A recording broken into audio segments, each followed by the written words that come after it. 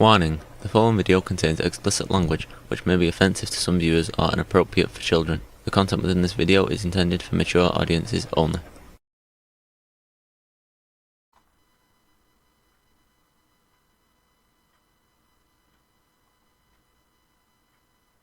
Hello, and welcome to this podcast. Or not really a podcast, just kind of a video.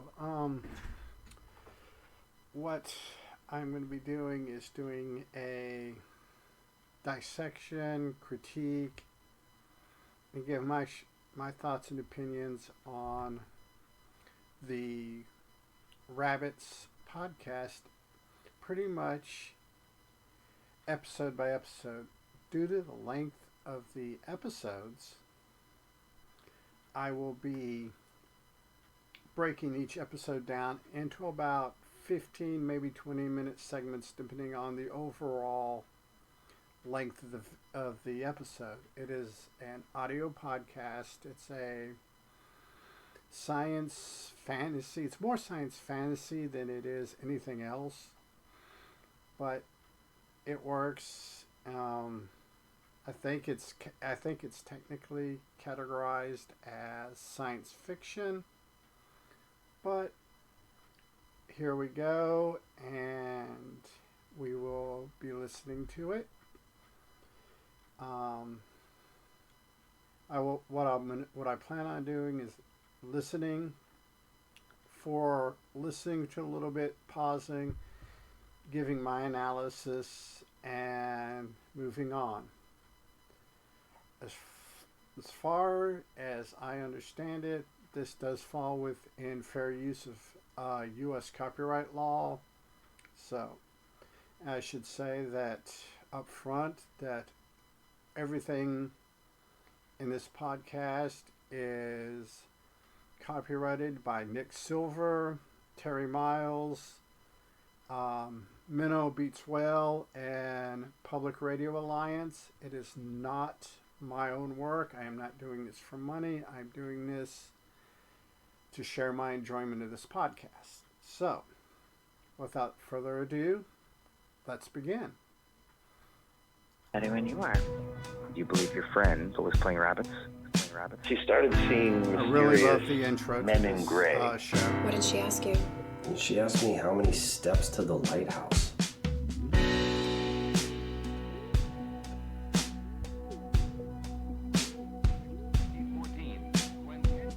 What do you know about chaos theory? The streets were red, then black with blood. That sounds poetic. Where are you now? The bottom line isn't money or purpose. It's inspiration. Are we still gonna have sex? I'm afraid not. She believed Hazel killed Emily Masterson. Maybe later. For sure, later. Let's take a little bit and talk about this intro. I love the way they do their intros. Minnow Beats Well and Public Radio Alliance, Nick Silver, Terry Miles, I believe respectively. I believe Minnow Beats Well is Nick Silver's, and I believe Public Radio Alliance is Terry Miles. So I love how they kind of give you little bits of different episodes, kind of like the intro to some of the like 80s type or not really probably 90s 2000s, where you'd have a cold opening, or the opening credits I should say, kind of just feature different thing, little 1 or 2 second bits from the shows for the whole season. And I really like the way how they did this in audio form. So let's move on.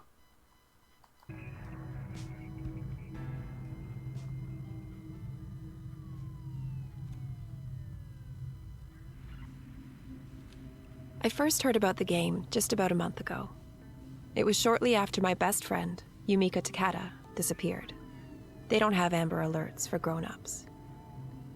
The police told us Yumika was probably just having fun, sowing her wild oats. They actually said this. Or as one detective proclaimed, as if he thought he'd actually just cracked the case, she took off as a kind of rebellion, a way of asserting her individuality in the face of her parents' and her culture's high expectations. Yumiko is second-generation Japanese. She was born here, in Seattle. Her parents came over from Tokyo shortly after they were married. They never pushed her to get straight A's or attend law or medical school. They just wanted their daughter to be happy. Yumiko actually did end up in law school for about 6 weeks. This was after a year spent abroad and a few months in Silicon Valley, where she created an app in an incubator. She hated it. She came back home to Seattle and ended up studying journalism with me. We grew up together, best friends from the age of 5. Okay, I love how this is how the narrative in an audio format, kind of like literary format, because it's not a visual, or in a visual format, you have to take into consideration things visually and narratively. In an audio and literary format, you really don't have that luxury. You have to describe things, and the ability and the writing for this show to give you what you need to know, but not too much. They give you enough to fill in your imagination. They give enough to seed your imagination. How this character looks, how this person moves, how they interact. In the case of this, they're giving you the background of why our main character is starting out on this journey, this quest. Let's get back to it. She's smart, talented, and beautiful, and I miss her every day. I started this podcast because I want to find out what happened to my friend. From the Public Radio Alliance and Minnow Beats Whale, you're listening to Rabbits. I'm Carly Parker. Stay with us. Getting back to this awesome, the background noises, this is just pretty cool how they do this.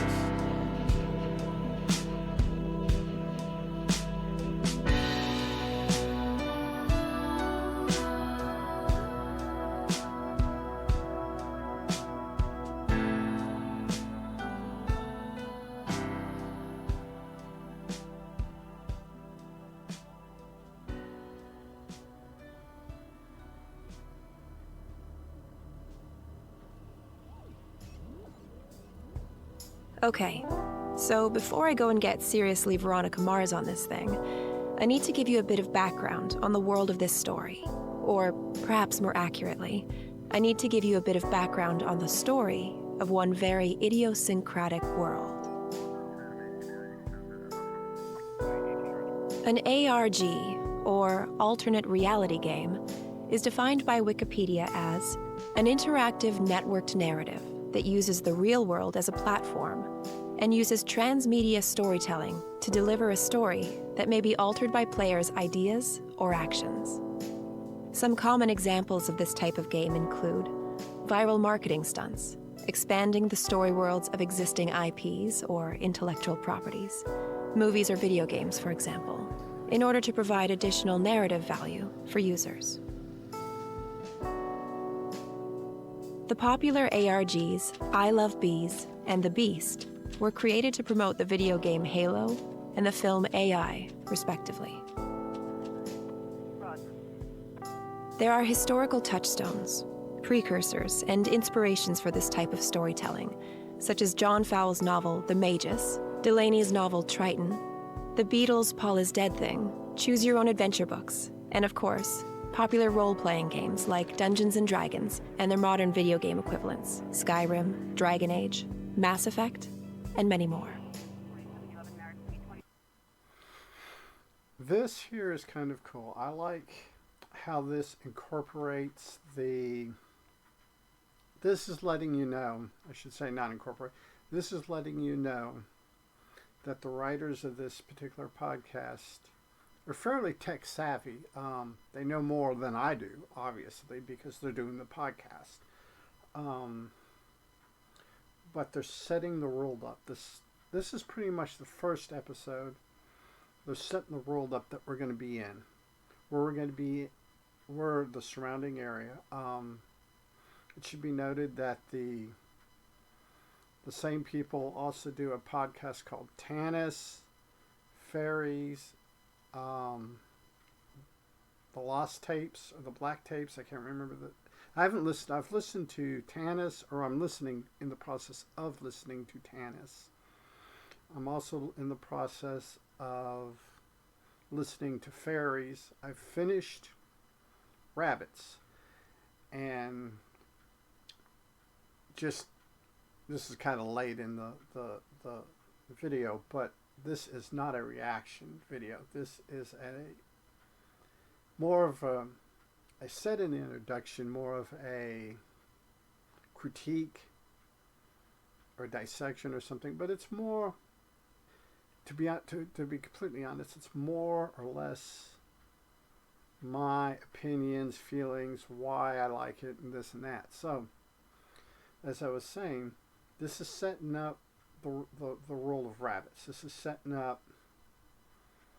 We know that we're going to be in Seattle, Washington, that area. We know that a lot of things, video games, role-playing games and stuff, are going to come into play. And it's the writers of this show have done a good job. They're old enough to have lived through a lot, the whole Dungeons and Dragons, Halo, Skyrim thing, and they've incorporated those parts of their lives into this fictional world. So let's get back to it. There's a long, proud history of ARGs, from Orson Welles' infamous War of the Worlds to The Last Broadcast, The Blair Witch Project, and Oceanic 815. We're excited and occasionally terrified with the added possibility that these kinds of horrors or conspiracies might be real. Or at the very least, we're excited when we experience fleeting moments while playing along. Moments that blur the line between the real world and the game.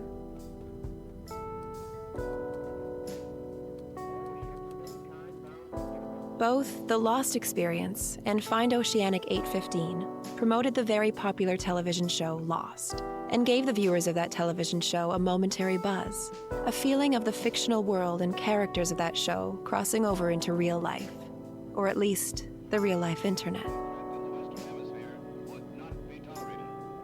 That's one thing that an alternate reality game can do. But what if there are other things, less positive things? More dangerous results? What if there was a different kind of game? Something darker, more mysterious. Something that wasn't tied to a film or television property, video game or movie. What if there was something that had been around for centuries in various forms? An alternate reality game that preceded the term alternate reality by a very long time. But if there was an ancient global game that had existed for centuries, perhaps even millennia, why hadn't more people heard of it? The answer to that question is potentially the scariest part of this entire thing. How could somebody, or something, keep the existence of a game like that a secret?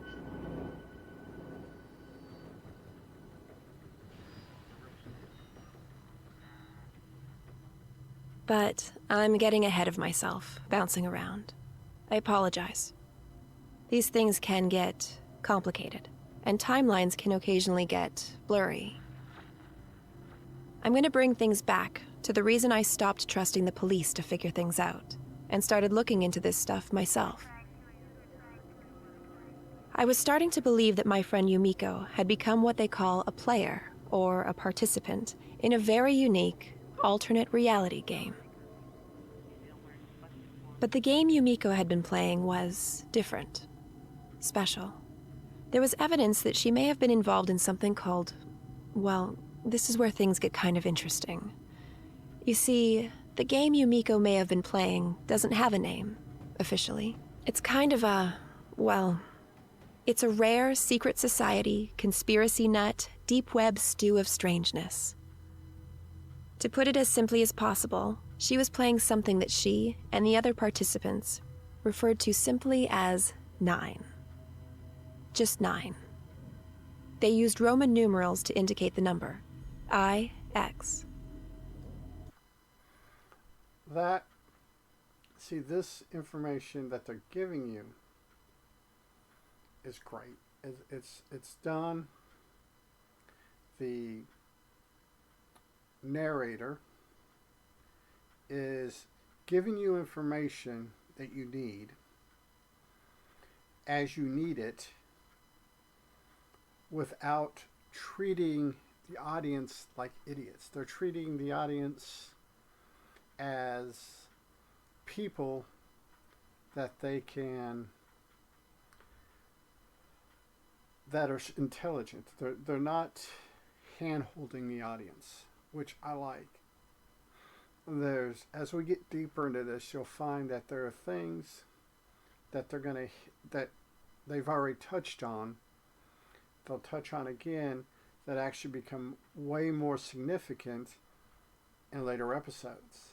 And the writers treat the audience as being intelligent enough to figure it out on their own. And that is something I appreciate. That a lot of modern stuff, especially stuff on TV and stuff, TV, movies, what have you, tend to want to hold your hand and coddle you. Whereas this forces you to use your mind.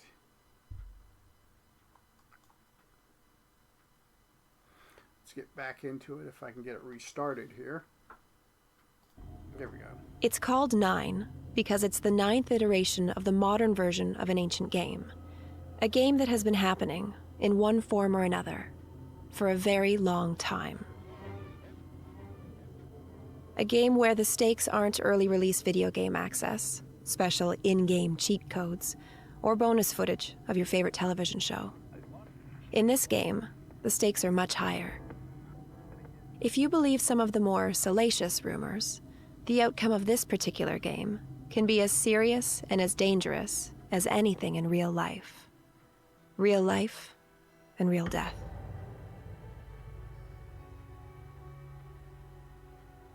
Some believe there are indications this game has been going on for centuries, with certain evidence pointing as far back as antiquity.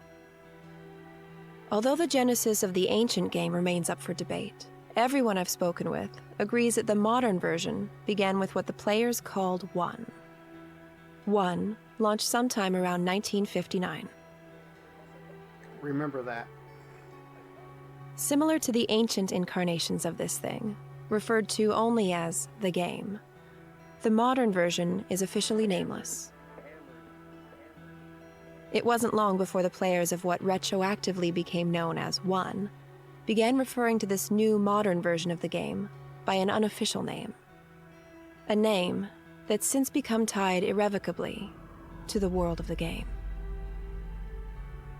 A name that's been used since 1 was discovered running in 1959, and for... See, now we're getting in to the background. They're giving the audience the background for this deep, rich tapestry that they're gonna weave before your very ears. Those things, I've seen things that refer to specifically Tanis, but all of their podcasts, or at least the 3 that I've listened to, are in the process of listening to that say this is television for your ears. In a lot of ways, it is, because they have the writing skills, credentials to do it, to pull it off. Each and every numbered variation since. A name you might find written in the back of an old library book card in Leeds, or whispered between two players meeting in an abandoned subway station beneath the city of New York. Rabbits.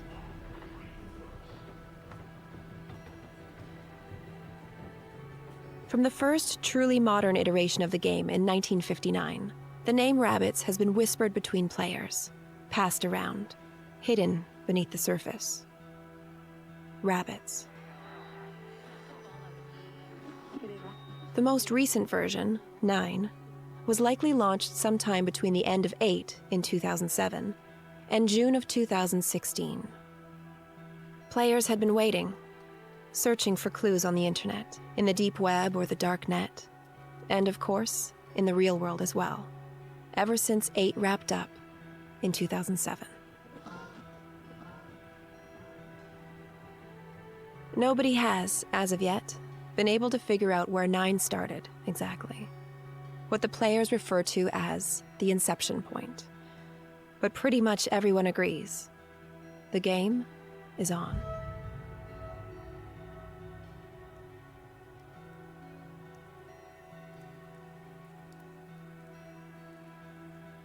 The evening Yumiko disappeared was a night like any other. It was overcast, rainy, definitely not a nice night for a walk. Yumiko left her apartment door wide open, her computer and other items of value in plain view. I spoke with the police every day until they stopped taking my calls. And after that, I sat in their lobby day after day until somebody saw me and either gave me an update on Yumiko or forced me to go home. I drove them crazy, but it didn't do any good.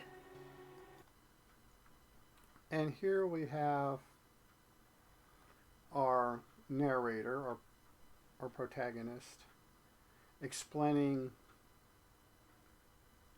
going in the little, slowly going from the shallow end of the story, slowly getting deeper and deeper and deeper.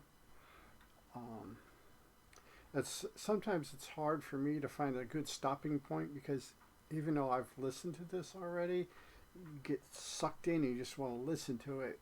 And our protagonist is going above and beyond. And there's some things that are going to come out later that I'm going to try not to spoil, but it's a credit to the fact that this is Rabbits is 2 seasons, and there's also a mini episode, or mini season, I guess you'd call, 3 episodes called The Path, Rabbits the Path, which I will probably get into when I finish season 1 and before I start season 2. Just because it's a fun little kind of side quest type thing. It is really enjoyable. So, let's return. It's not their fault. There just wasn't much of anything for them to go on. Yumiko's family and friends weren't able to provide any clues to her whereabouts. And although she'd had numerous boyfriends over the years, she was single at the time of her disappearance. She referred to herself as aggressively single, and was planning on remaining so until she'd finished a book she had due. I'm going to provide more details on Yumiko and her family soon. But first, I'm going to give you a bit more information about rabbits.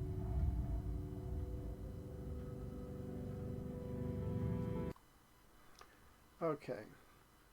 I'm going to go ahead and wrap this video up here, just because this is a good stopping point. Like I said, it's we're at the beginning of the beginning of the beginning here, and throughout this first episode, it's world building. There's constant world building throughout the podcast, but this is where you get the foundation, the rules of the world, why they're here, what's going on. So this makes for a really interesting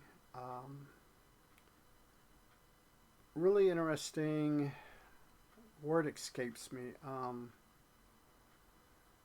I guess you'd say puzzle, because we the audience don't know any more or less than our narrator, and as we move through it, you're kind of challenged to try to puzzle it out before our protagonist, our narrator, protagonist. Throughout this, I'm going to probably use those two words interchangeably, even though technically they're not. But they do, and they have a lot of rule building. When we get deeper into this series, I will probably focus more on what's going on in the story and less. Right now, I'm trying to give my perspective on how the world building's going, how the writing is, what I think of the writing, which is fantastic all through the series.